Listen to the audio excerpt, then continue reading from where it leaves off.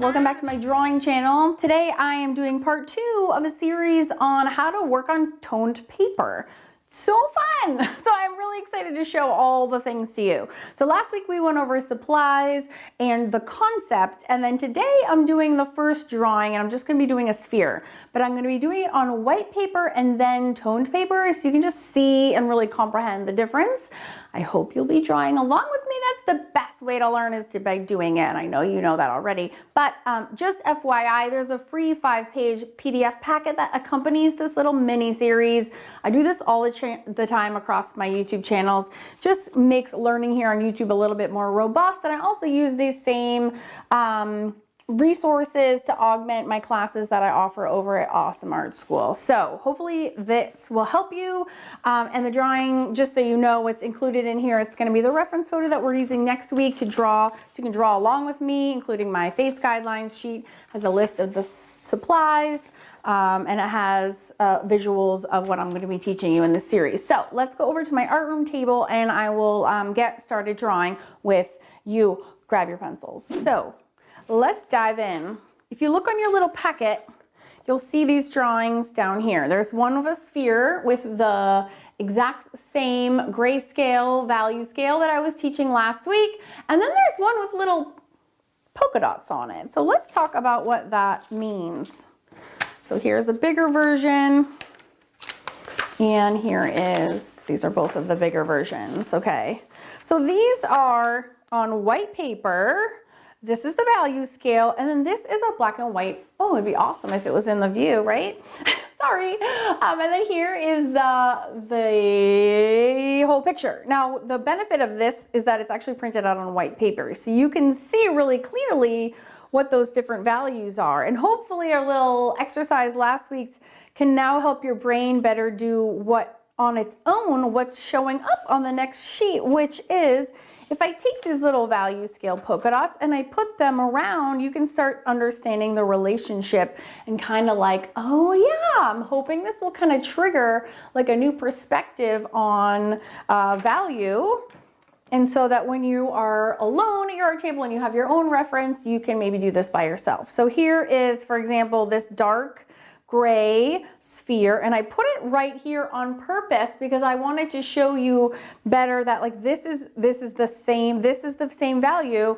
Now this line kind of does it already, so I didn't really need to put it there, but it was just kind of accentuates the point. Like this is lighter than this. Okay, and that's really what this game is about. This is this. No, it's not. It's this one. So as you can see, everything is relatable, right? This looks really dark here and it looks really light here because of the colors surrounding it. So it's a little bit of a mind game, and that's why we're doing this exercise. So this is black, okay, and this is black. So the shadow is not quite true black, but it is down here. And I'm only seeing that now because I went ahead and plunked that here. So it's all in what's in relation to what. You can see that this line of the sphere is that dark, but not black. Really, the only true black part of this whole thing is right under here. Okay, and then you have this gradation. And super cool thing to note is that no part of this is true white. This sphere here is this one. Okay, so we don't get all the way true white here, but you could add a little true white at the end and make it pop. Okay, and this one right here is this one right here. So it's a little bit darker as we go towards the bottom or the shaded region. So another thing which we haven't talked about is really just and this is important when we're doing faces, well, it's really important when you're doing anything, is really the light source too. So this is more common sense. You know that if this is in shade, the light has to be coming from here, so it'll cast the shadow right here. But that does at least help you remember, or when you're drawing your faces, that you need to figure out where your light source is so that your shadows make sense. So that's a little bit intuitive, but the light source is just as important as everything else, really. So if we're recreating this really quickly, I'm not going to make these masterpieces of art, but if you're recreating this pretty quickly on a paper, so you have your line across the center, This is the NH, it like doesn't even show up. We have our sphere kind of down here. Okay. And then if we were going to do a quick and dirty, but it's so helpful to get out. This is on your PDF. So get that out. Get out of here. Get that out of here. And we can kind of do a quick and dirty version of this. So using our value scale to help us, we can start determining what is, so we know this is super dark because this is our super dark dot. Okay, so everything, especially up in this corner. Oh, this is the worst table because I have so much gunk under here. What is like amateur hour right now. It's just years of use and abuse. So we have the darkest. This is not a good dark, but I don't want black. I guess it's okay. This is also terrible paper because it has no tooth. So again, I'm doing this quick and dirty. So I know it's the darkest here. And then it's gonna be, if you could look at it, it kind of gets a little bit lighter till it hits here. So that's darker than over here. So, all right, we got that. So that's darker, and then here it gets a little bit lighter.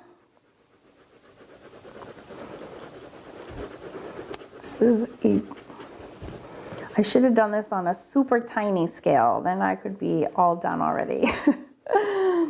Okay, so it's really dark over there. And then this, what's this? This is lighter than that, right? You can clearly tell, but it's still darker than everywhere else. So that's all right. So it's a little bit darker. Charcoal would have been the best because it'd be really, really fast. This is just gonna look like Hot Mess Express. Okay.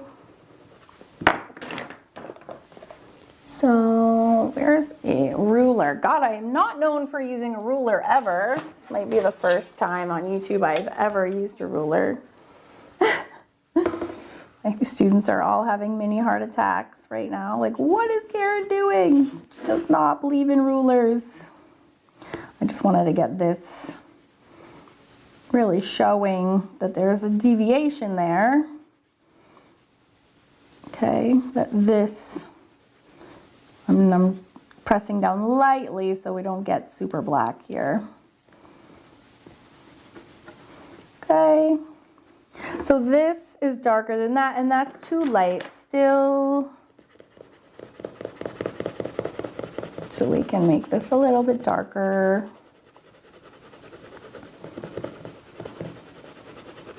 It's all relative, and everything is all relative, and that's what the whole point of the value scale is so you can pick out with your eyes what is relative where. So obviously when we hit this circle, this is also the worst paper because it's like Bristol, there's no tooth in it, so it's like the worst for graphite.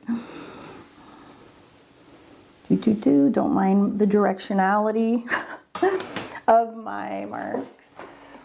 What I should be doing is doing a really good job and then time-lapsing this part. And instead I'm rushing and doing a really crappy job.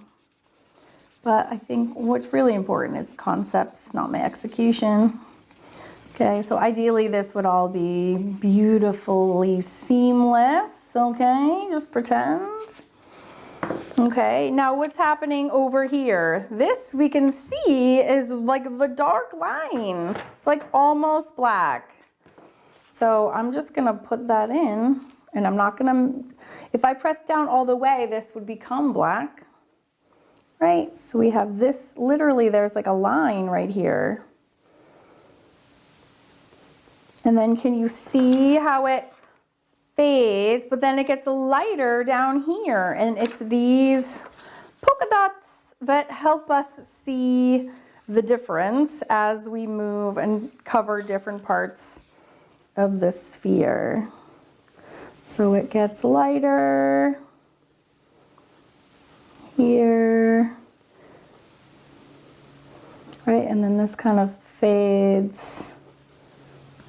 This is like the worst drawing I've ever done in my whole life. It's my blending stump. And the China marker doesn't blend, so it won't move. Okay, so we have kind of this. So when you're working on white paper, you're responsible for everything except white. And on toned paper, you're responsible for everything except the midtones. You see how that makes sense? And so this is a white sphere. And then the only reason you see it against the background is that it's a darker gray than the white table it's on. So here's this. Right, and then it's that super dark line in the middle. And then just imagine my lines are super awesome. And not the opposite of awesome, which is what they are now.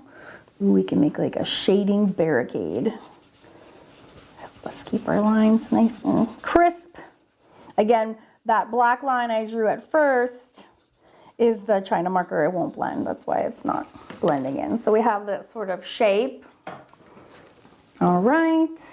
And this would ideally be a little bit more blended, but whatever. And then we have the whole shadow here, right? Which goes, and then the shadow, we said, remember, it's super dark, but the only black part is right underneath. So it's like this is black, and then this is just really dark gray, but not pitch black. So you can do light black, or you can do dark gray, but I'm not gonna press down super duper hard, except for right under there. Okay, and then these fade a little bit lighter, right? And then this is light against here, and then gets a little bit darker as it goes here. So there's this push and pull and push and pull of all the surfaces, and then the ball starts to come forward as we do it. And I'm sorry, my example is super crappy, but YouTube time limits and people's attention spans only give me so much. So that when you're doing a white paper, again, you're responsible for everything but white. So if we were doing this on toned paper, it is a little bit different, right? And this time I'll work on my favorite paper. So this time, when we have the same reference, if you remember from last week, we aren't responsible. All right, so here's my brown. So really the brown is like this one. So we're drawing all these other things and we're leaving this one alone this time. So this, on this example, what? A ruler twice in one day. What is happening? Ooh. And it's a T-square, so I should have a straight line, but I didn't even make it straight. And then, okay, our little blob goes in the middle, like here. Oops. Okay, so now on our toned paper, and we don't have to do, this is a little bit confusing because I'm still going to be working in grays, but just so you see like where this falls through, it's right in the mid-tone. So again, we're still responsible for black and gray, but now the white, and you know what, I will start with the white. Get rid of our cut through here. So the white part, no, we already said there isn't a true white. We already said that, but that's okay. We can do a not true white. So here's my China pencil. And you know, brush strokes really do make a difference. But so this one we have to kind of start with our white because our paper is all mid-tone. And this sphere, like a lot of this sphere, is white because it's a white sphere. So we actually have to use our drawing tools to create that white. Okay, and then as we get to the shaded region, we're gonna have to remember how dark that was. It's like almost black here. And then it kind of fades. And it gets pretty light actually around the bend here. It's pretty, it's not that grayed out. So we can have our little blending stump. Ooh, blending stump is working today. It's like, I'm here. Okay, so we can have, it's always nice to have a lovely gradation from black to gray to white. And then back here, like under here, there's that reflective highlight. So you can go back with, you can either erase and put it in, or you can pop it in with your whitening tool. And we discussed supplies last week. And then again, the only black part is under it, right? Which we have to put in because the paper is dark, but it's not black. And then all of this, we know from our original, this is darker, right? It's almost black. Thanks to this sheet, it's not black, but it's pretty close. So we know we still, since this is the almost black and the paper is here, we need to be adding darker values manually with our hands and our drawing tools to get that shadow to look right. Okay, so what's the only segment of this that we don't have to color? That's your quiz for the day. So what's the only part of this drawing that we don't have to color in? Well, let's look at our reference and say if these are where the paper is, where does that line up on here? So that would be the same as these. And this one is here. And this one is here. So basically this whole top, we don't really need to color at all because it is lighter than, no, I'm sorry, it's darker than here because this is white. It should be nice and white according to our reference. Okay, so this is the paper. Now it gets a little darker in this corner. So if we want to be really picky, we can make this quadrant a little bit darker. My dog is trying to break down the door. Okay, so we have a little bit darker here than the paper. Okay, and then this is here, and our paper is here. Okay, so we'll need to go darker again. Hopefully we make it less ugly than the last demonstration, which is very funny. So this is darker than our paper. So we have to add the black manually, so to speak. And it should go all the way over here, and then it kind of dies out again. Okay, so we have this. Now let's look at this side, because this side is more like here, which is even lighter. So we could even add a little bit of white back here to lighten this side up.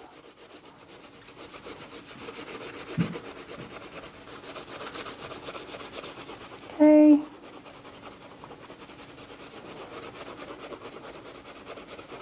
Kind of scooting around, and it's really light down here, so that we would have to, again, it's all relative. And it does get kind of lighter over here. Okay. So quick and dirty example. And by the way, to sharpen the China pencils, you just pull the string down and peel off the next section. Some people hate these because you don't sharpen them, but I just use the sides of them. I love them. But if you hate them, just use a regular white pencil, that's fine. Okay, so this is all lighter, and that does even kind of go over there as well. All right, and then if you want to be super picky, you could have this. So you have to pay attention to these little sneaky areas, like what about right here? Well, you have the dark of the sphere coming up. Okay, and then it's hitting this area. So which is darker? The table is actually darker than the sky right there. So it's your choice. We can darken the table.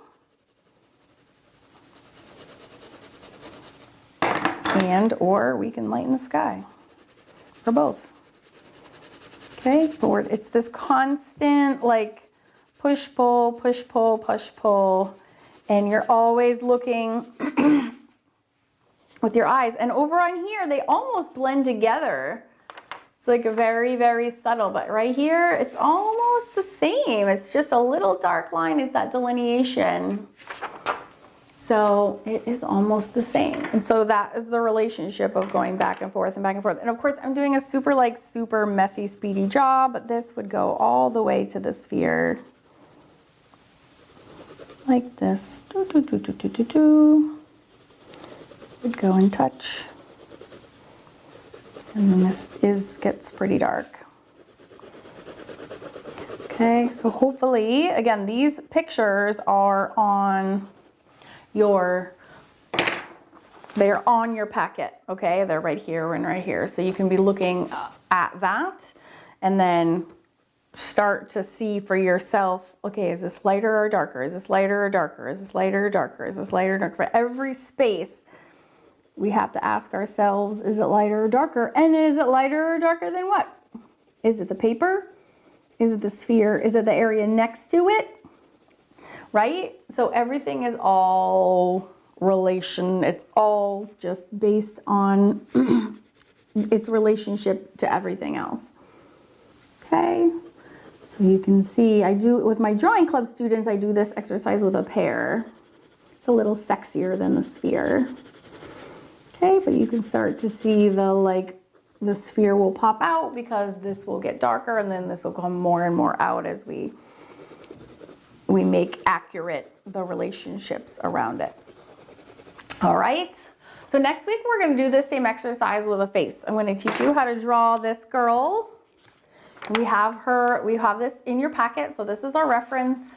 You also have your guidelines, okay?